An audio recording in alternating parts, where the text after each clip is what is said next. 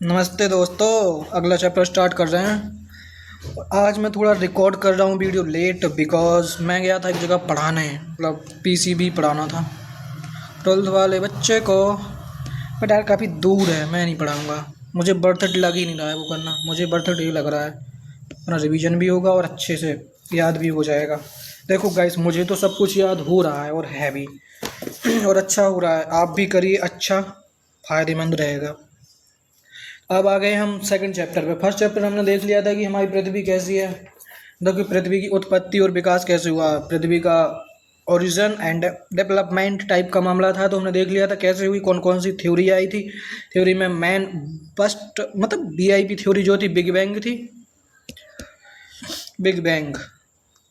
और फिर सेकंड इसको किसने दिया था, Edwin Hubble, ADBIN, Edwin HUBLE शायद होता है, एडविन हबल हो गया, HUBB।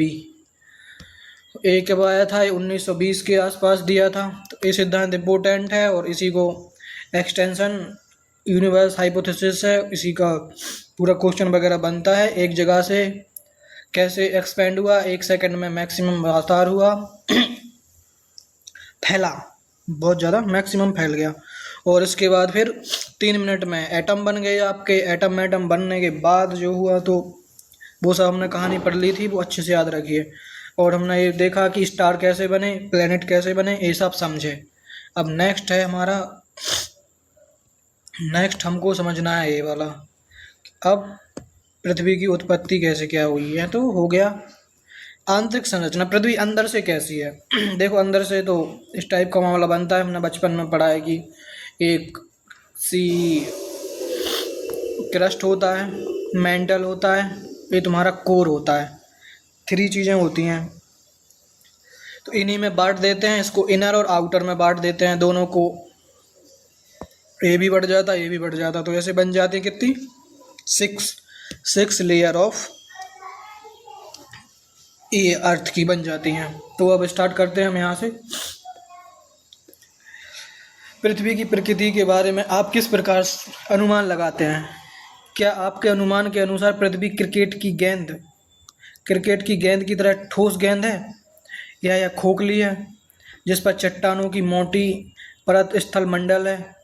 लिथोस्फीयर कहते हैं इसको, लिथोस्फीयर। तो क्या आप अपने टेलीविज़न पर ज्वालामुखी उद्गार देखते हैं? ज्वालामुखी देखते हुए चित्रों को देखा होगा। क्या आपको ज्वालामुखी से निकलते हुए गर्म लावा, मिट्टी, धुआं, आग, मैग्मा याद है? मुझे याद है, मुझे तो याद है लग रहा है आपको भी याद होगा ही, नॉर्मल सी बात है। तो पृथ्वी के आंतरिक भाग को प्रत्यक्ष प्रमाणों के आधार पर समझा जाता है। माय गॉड, प्रत्यक्ष आधार पर समझा जा सकता है, क्योंकि पृथ्वी के आंतरिक भाग में ना तो कोई पहुंच सका है और ना ही पहुंच सकता है, मतलब अप्रत्यक्ष, डायरेक्ट और इनडायरेक्ट। तो 2 टाइप के स्रोत होंगे हमें इसको समझने के लिए। आगे पढ़ते हैं, फिर अच्छे से समझाता हूँ मैं।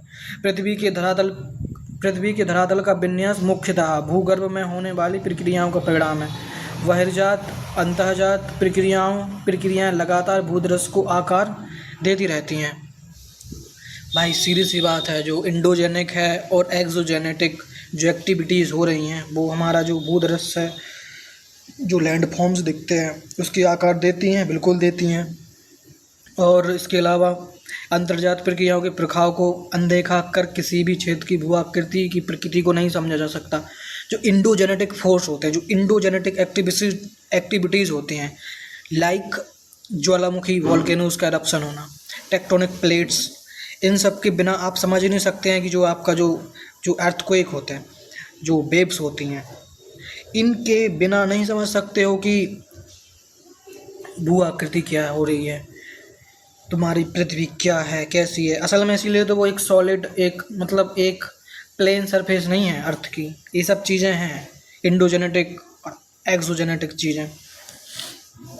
अर्थात किसी भी प्रदेश की भू आकृति को समझने के लिए भूगर्भीय क्रियाओं को प्रभाव को जानना आवश्यक है। मानव जीवन मुख्यतः अपने क्षेत्रीय भू आकृतियों से प्रभावित होता है, इसलिए भूदृश्य के विकास को प्रभावित करने वाले सभी कारकों के विषय में जानना आवश्यक है। यह समझने के लिए कि पृथ्वी में कंपन क्यों होता है या सुनामी लहरें कैसे पैदा होती हैं, यह जरूरी है कि हमें पृथ्वी की आंतरिक संरचना ज्ञान हो। पिछले अध्याय में आपने पढ़ा है कि पृथ्वी का निर्माण करने वाली जो क्रस्ट है, भूपर्पटी से कोर तक सभी पदार्थ परतों के रूप में विभाजित हैं। यह जानना भी अत्यंत रोचक होगा कि वैज्ञानिकों ने कैसे इन परतों के संबंध में जानकारी प्राप्त की और प्रत्येक परत की विशेषताओं के बारे में अनुमान लगाया।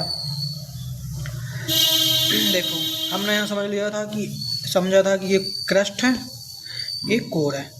अब इसको समझने के लिए हमारे पास दो चीज़ें हैं। एक तो है डायरेक्ट स्रोत, डायरेक्ट हो गया, एक हो गया इनडायरेक्ट। इनडायरेक्ट एंड डायरेक्ट, ठीक है, दो टाइप के हैं।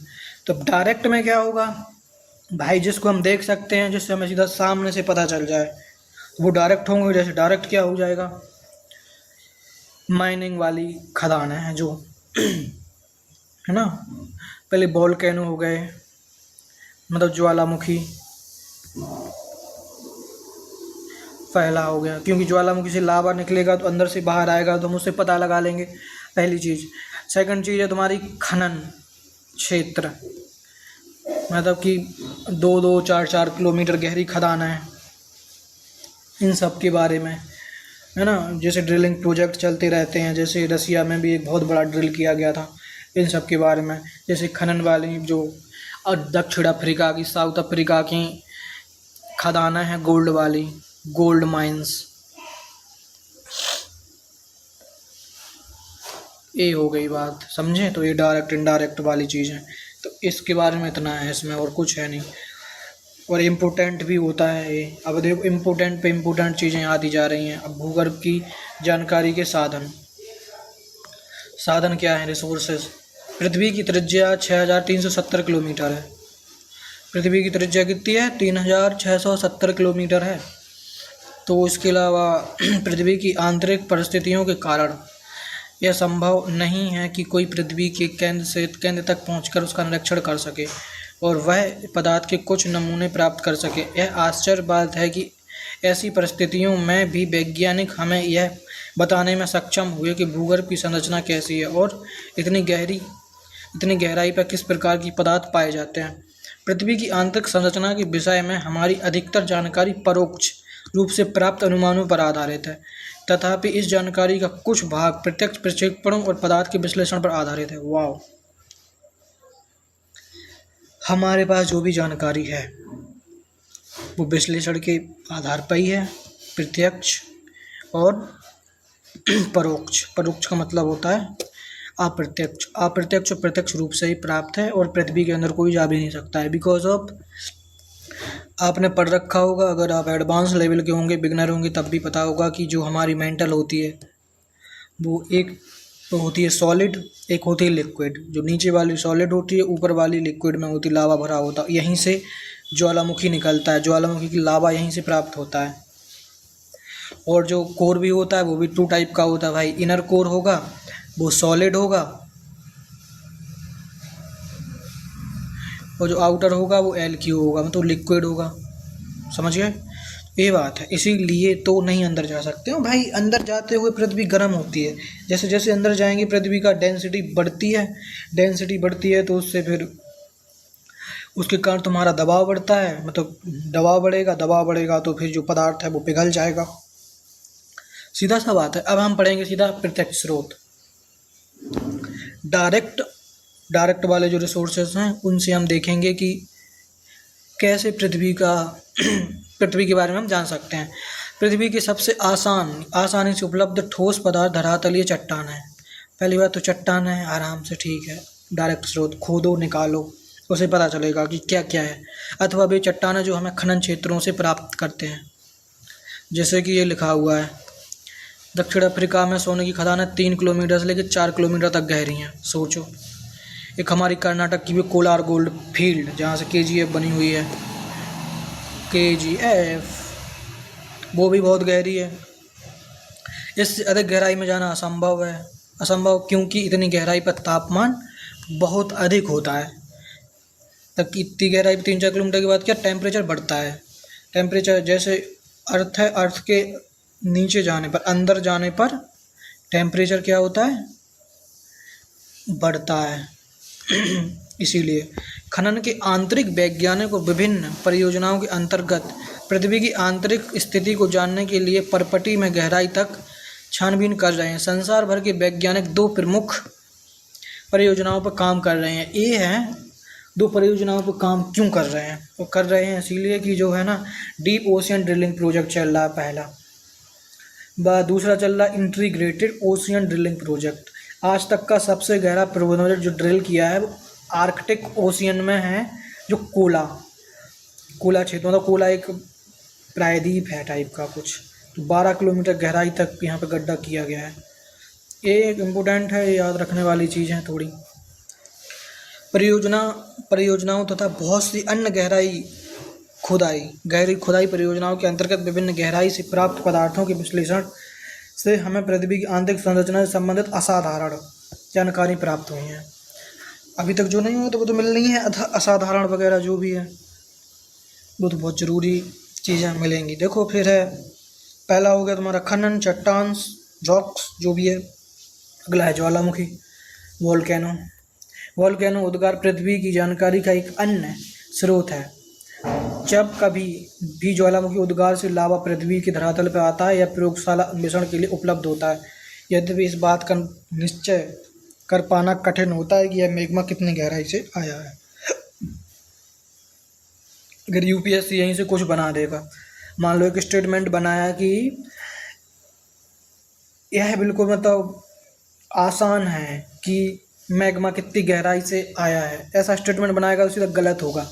पृथ्वी ऐसा, जो यूपीएससी ऐसे स्टेटमेंट उठा लेता है, स्टेटमेंट उठाता है और कहेगा कि नहीं ये तो ऐसी चीज़ है, इसी में हेर फेर बदल देगा।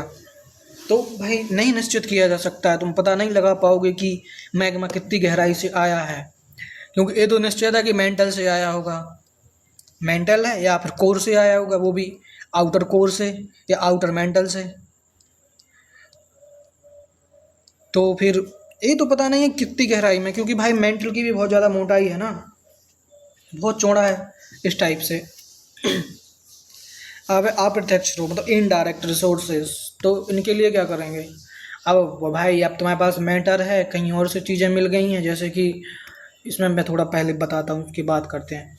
तो इसमें आपका अर्थक्वेक आया, ठीक है ना। ओ शिट ब्रो, क्या हो गया?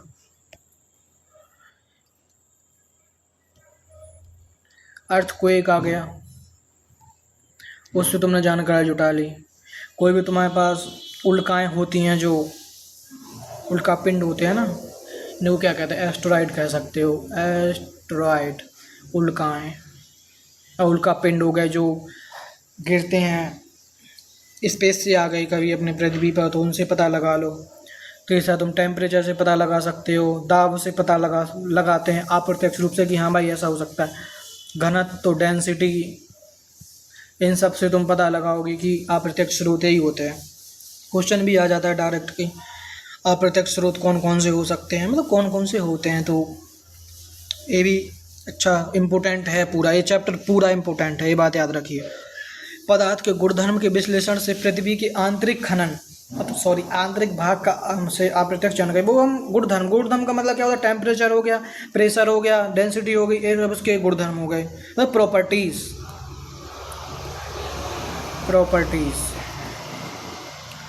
खनन क्रिया से हमें पता चलता है कि पृथ्वी के धरातल की गहराई बढ़ने के साथ साथ तापमान और दाब में वृद्धि होती है।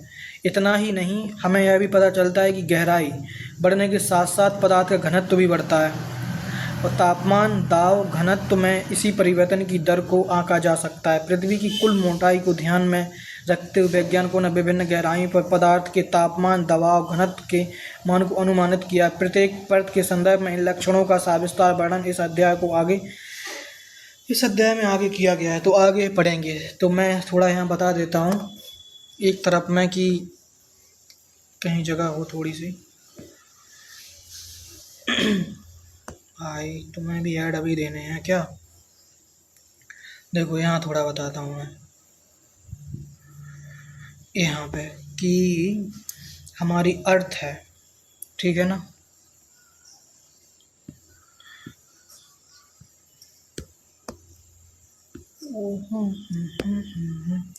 सॉरी गाइस, थोड़ा सा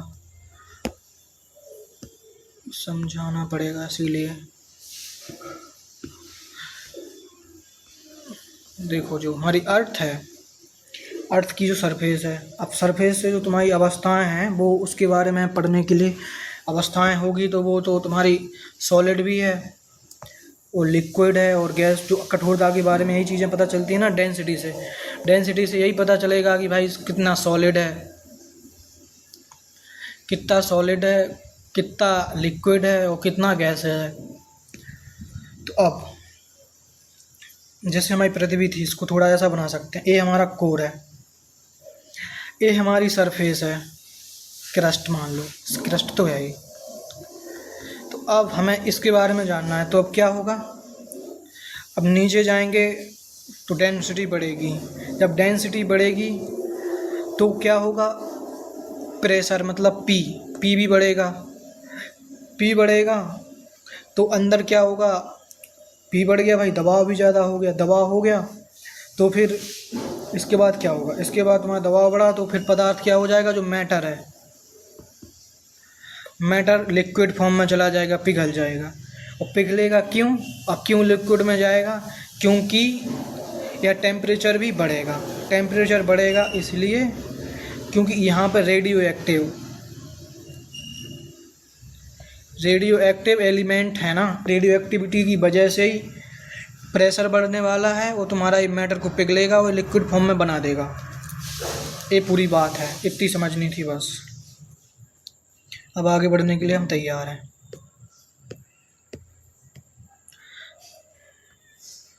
और यह पृथ्वी की आंतरिक जानकारी का दूसरा प्रत्यक्ष स्रोत उल्काएं हैं। उल्कापिंड तो है ही भाई, ऊपर से गिरा, ये चांद से मिट्टी लाए, चांद से लाए, कोई मान लो मंगल से भी लाएंगे कभी, और कभी कोई एस्ट्रॉइड पे चले गए, उस पर जो एस्ट्रॉइड बेल्ट है वहाँ पे।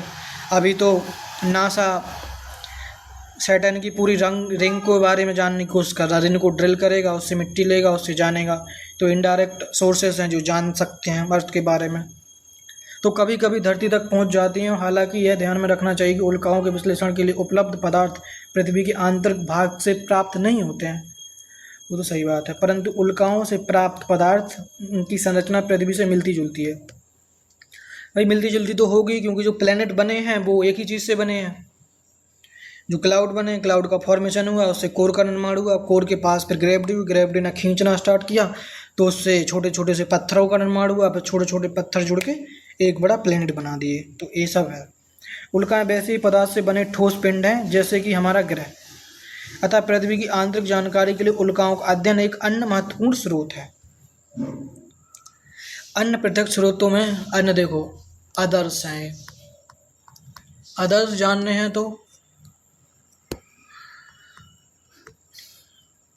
अदर्स में तुम्हारे ये हैं, गुरुत्वाकर्षण है, एक चुंबकीय क्षेत्र हो गया, इलेक्ट्रोमैग्नेटिक फील्ड, भूकंप है, भूकंप संबंधी क्रियाएं शामिल है। पृथ्वी के धरातल पर विभिन्न अक्षांशों पर गुरुत्वाकर्षण बल समान नहीं। ये लाइन याद रखो सर जी, कि नहीं तो नहीं आया कि नहीं यार हर जगह सही होगा, नहीं, इसका पैटर्न बदलता रहता है। तो ये सब यही चीज़ें याद रखी जाती हैं। यूपीएससी यही पूछता है, यही स्टेटमेंट उठा लेगा, वही पूछ लेगा। यह गुरुत्वाकर्षण बल ध्रुवों और अधिक से अधिक भूमध्य रेखा पर कम होता है। ये अपन पढ़ते हैं ना। जो सबसे बड़ी बात है कि जो हमारी इक्वेटर है ना, इक्वेटर पे अर्थ का फैला हुआ होना ज़्यादा क्यों है, असल में यहाँ ग्रेविटी बहुत कम होती है इसीलिए फैला हुआ, और पोल्स सिकुड़े हुए हैं। एक कारण है कि यहाँ पे ग्रेविटी बहुत ज़्यादा है, समझे, इसीलिए यहाँ पे ज़्यादा ऊंचाई तक गैसेस जा पाती हैं। और जो हमारा जो हम पढ़ेंगे एटमॉस्फेयर, वो सबसे ज़्यादा ऊंचाई तक वो सबसे ज़्यादा ठंडा यहीं होता है। यहाँ ऊपर इसीलिए जाता है कि यहाँ ग्रेविटी भी एक कारण है कि जो इतने पास नहीं खींच पाए। तो यहाँ पास होने का कारण ये भी है कि ग्रेविटी इसको बहुत खींच रहती है, कि ये स्ट्रॉन्ग ग्रेविटी है, इसलिए अर्थ पे हर जगह पे ग्रेविटी सेम नहीं है। ये बात बहुत इंपॉर्टेंट है, याद रखनी पड़ेगी हमें। अर्थ के केंद्र से दूरी के कारण गुरुत्वाकर्षण बल ध्रुवों पर अधिक देखो और भूमध्य रेखा पर कम होता है, क्योंकि दूरी भी है ना, और ये फैली हुई इसीलिए है। और गुरुत्व का मान पदार्थ के द्रव्यमान के अनुसार भी बदलता है। कोई भी चीज़ है तो वो किसी न किसी के हिसाब से बदलेगी, ये बात याद रखनी है। ऐसा नहीं कि नहीं, अगर पानी में कुछ मिला रहे हैं, नमक मिलाएंगे तो कुछ और बदलेगा, चीनी मिलाएंगे तो कुछ और बदलेगा। इस टाइप से ग्रेविटी का भी है कि हर जगह अलग टाइप से होगी, जहाँ पे जैसा मास होगा। जैसे कि हमने पढ़ा था जब स्टार बने थे, तो स्टार में जिसका जैसा मास था उसकी उस हिसाब से ग्रेविटी थी। हमने पहले सेकंड चैप्टर में यही पढ़ा था। पृथ्वी के भीतर पदार्थों का असमान वितरण भी इस भिन्नता को प्रभावित करता है। अलग अलग स्थानों पर गुरुत्वाकर्षण की भिन्नता की अनेक अन्य कारकों को प्रभावित होती है। इस भिन्नता को ग्रेविटी एनोमली, विसंगति वो तो है जो प्रभावित होती है, कहीं ज़्यादा कहीं कम, तो उसको एनोमली कह सकते हैं। जैसे आगे हम पढ़ेंगे अर्थक्वेक का जो शैडो जोन होता है, उसी टाइप से ग्रेविटी एनोमली भी है। ग्रेविटी एनोमली हमें भूप्रपटी के पदार्थ के द्रव्यमान मतलब मास के वितरण की जानकारी देता है। चुंबकीय सर्वेक्षण भी भूप्रपटी के चुंबकीय पदार्थ के विवरण की जानकारी देते हैं। भूकंपीय गतिविधियां भी पृथ्वी की आंतरिक जानकारी का महत्वपूर्ण स्रोत हैं। तो यही है यहाँ तक। अब यहाँ के बाद करना है हमें क्या, अर्थक्वेक, भूकंप के बारे में पढ़ना है हमें।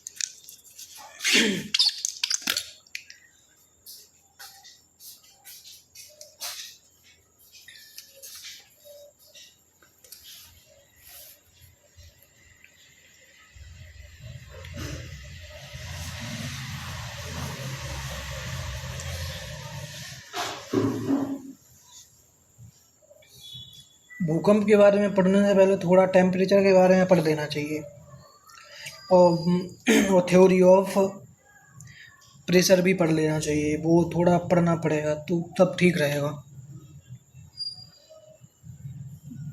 देखो टेम्परेचर ये होता है कि 1 डिग्री टेम्परेचर बढ़ जाता है 32 मीटर की गहराई पे। 32 मीटर की गहराई पे 1 डिग्री टेम्परेचर बढ़ जाता है।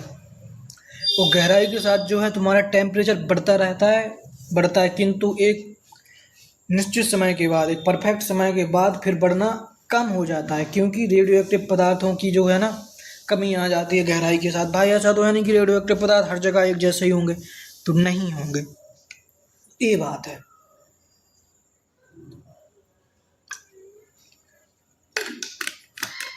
प्रेशर का सिद्धांत सीधा सा है कि दाब बढ़ेगा, प्रेशर बढ़ेगा तो गलनांक बिंदु भी बढ़ेगा। अगर प्रेशर कम होगा तो जो गलनांक बिंदु है वो कम होगा। स्वेस ने यही बताया था, स्वेस एक साइंटिस्ट थे वो, तो जो इसमें दिया नहीं था, पुरानी एनसीईआरटी में दिया था। पुरानी मिल नहीं रही गाइस, मुझे ढूंढ तो सकता हूँ। मेरा अब कर गया है सिर दर्द गाइस, लेकिन ख़त्म तो करना है यार ये चैप्टर, कैसे करें। पृथ्वी की आंतरिक संरचना में क्या पढ़ें अब, भूकंप पढ़ना है। भूकंप देखो गाइस, भूकंप पढ़ते तो हैं लेकिन इतने से काम नहीं चलेगा। भूकंप पढ़ लिए और इसके बाद अच्छा ये यहाँ पे है, चलो ठीक है, यहाँ समझ गए, यहाँ पे दिया हुआ है तो यहाँ ख़त्म करेंगे। पृथ्वी की संरचना पहले यही ख़त्म करते हैं। पहले अर्थक्वेक ही ख़त्म कर लेते हैं। भूकंप का है और उसको भूकंपीय तरंगों का अध्ययन पृथ्वी की आंतरिक परतों का संपूर्ण चित्र प्रस्तुत करता है। और साधारण भाषा में भूकंप का अर्थ क्या होगा? भूकंप का अर्थ होता है कंपन। यह प्राकृतिक घटना है, एक नेचुरल घटना है। ऐसा नहीं, हाँ नेचुरल घटना है मेनली, लेकिन मैन मेड भी आते हैं आजकल, तो सभी दिशाओं में फैलकर भूकंप आती हैं, मतलब लगाती हैं। इसमें जो मेनली जो वेव्स हैं, इसमें तो पी, एस और एल वेव, और इसमें वैसे होती हैं तो 2 टाइप की हैं। एक होती हैं, आगे पढ़ ही लेते हैं क्या, पृथ्वी में कंपन क्यों होता है, पहला ही क्वेश्चन है इनका। तो प्रायः पृथ्वी के किनारे किनारे ही ऊर्जा निकलती है। प्रायः मतलब नॉर्मली पृथ्वी के किनारे किनारे ही ऊर्जा निकलती है, ठीक है। पृथ्वी भूपर्पटी की शैलों में गहन दरारों की भ्रंश होती हैं। हाँ होती हैं गहन दरारों की भ्रंश के दोनों तरफ शैलें विपरीत दिशाओं में गति करती हैं। भाई 2 शैल हैं, ये आपस में जुड़ी थी, ये इधर गई थी, ये इधर मोशन करेगी, ये इधर, यहाँ से फाड़ दी और तो फिर ये ऊपर निकल गया है, तो यहाँ से लावा निकलने के लिए चांस मिल गया, या फिर वोल्केनो भी आ जाएगा, ये दूर दूर प्लेट जाएंगी तो फिर अर्थक्वेक भी आएंगे भाई, क्योंकि दूर दूर होंगे तो फिर कंपन होगा। अर्थक्वेक क्या ही है, एक जोरदार कंपन है। तो शैलखंड दबाव डालते हैं, आपस में घर्षण से परस्पर बंधे रहते हैं, फिर भी अलग होने की प्रवृत्ति के कारण एक समय पर घर्षण का प्रभाव कम हो जाता है, जिसके परिणाम स्वरूप शैलखंड विकृत होकर अचानक एक दूसरे से विपरीत दिशाओं में सरक जाते हैं और परिणाम स्वरूप ऊर्जा निकलती है। ऊर्जा निकलती है तो ऊर्जा तरंगें सभी दिशा में गतिमान होती हैं। अब ये नहीं कि निश्चित दिशा में गतिमान, भाई वेव्स हैं, कहीं भी गति कर सकती हैं, उनकी कोई निश्चित बात थोड़ी ना है कि नहीं मैं यहीं जाऊंगी, यहाँ के अलावा कहीं नहीं जाऊंगी, तो ये बात नहीं होती है यहाँ, समझे। वह स्थान जहाँ से ऊर्जा निकलती है उसको क्या कहते हैं, फोकस। वेरी इंपॉर्टेंट चीज़ है। जहाँ से ऊर्जा निकलती है, जहाँ से ऊर्जा निकलती है उसको फोकस कहते हैं। और जहाँ सबसे पहले मतलब रुक जाओ यार, रुक जाओ रुक जाओ रुक जाओ, वो मतलब इसे अपकेंद्र भी है, हाइपोसेंटर भी इसी को कहा जाता है। ऊर्जा तरंगें अलग अलग दिशाओं में चलती हुई पृथ्वी की सतह तक पहुंचती हैं। अब सतह तक पहुंचती हैं और जहां सबसे पहले सतह पे समीप आती हैं उसको कहते हैं एपिसेंटर। ये बहुत इंपॉर्टेंट, यहीं है सब लोग कंफ्यूज होते हैं, मैं भी होता था। एपिसेंटर वो होता है जहां पे ए जैसे एक पूरा स्केल बना लेते हैं, ए है सरफेस, यहाँ से निकला तो ए हो गया तुम्हारा फोकस और हाइपोसेंटर। जो यहाँ पे सबसे पहले तरंग पहुंची है, यहाँ भी जा रही है, यहाँ भी हर जगह, लेकिन यहाँ सबसे पहले पहुंची तो इसको कहेंगे इपी सेंटर। समझ में, इपी सेंटर, ये हिंदी में कहते हैं इसको अधिकेंद्र। अधिकेंद्र या अपकेंद्र, अपकेंद्र, ये इसका कॉन्सेप्ट है। अधिकेंद्र पर ही सबसे पहले तरंगों का महसूस किया जाता है। सबको तो जब पहले पहुंचेंगे तो महसूस करेंगे, सिंपल सी बात है।